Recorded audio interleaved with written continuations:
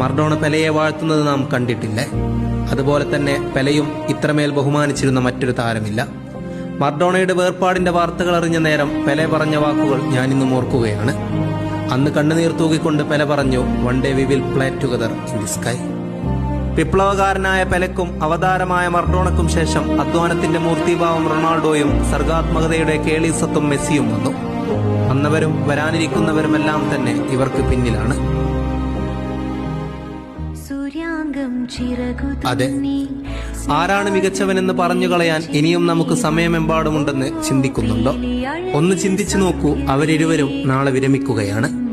ആർക്കു വേണ്ടി നമ്മൾ പരസ്പരം വാക്കുകൾ കൊണ്ട് തർക്കിക്കും? ആരെ നമ്മൾ ഇതുപോലെ നെഞ്ചിലേക്കും? അന്ന് നമുക്കെല്ലാം നഷ്ടപ്പെടില്ലേ?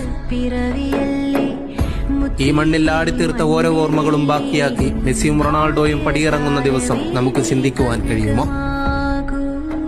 പ്രിയപ്പെട്ട മെസ്സി, റൊണാൾഡോ, നിങ്ങളാൽ ഉന്മാദപുളകിതരായ രാത്രികളെ എണ്ണിയെടുക്കുവാൻ വയ്യ. ഓരോ ദിവസവും നിമിഷവും ഞാൻ നിങ്ങളെ ഓർക്കുന്നു. നന്ദിയുണ്ട് ഞങ്ങളെ സ്വപ്നം കാണാൻ പഠിപ്പിച്ചതിന്. നിങ്ങളുടെ ഓരോ ടച്ചിലും ഞങ്ങളുടെ ആത്മാവ് കുടികൊള്ളുന്നുണ്ടെന്ന് അറിയുക. നന്ദി, ഫുട്ബോളിന്റെ അമ്പരച്ചുംബിയ മസ്സിത്തങ്ങൾക്ക്.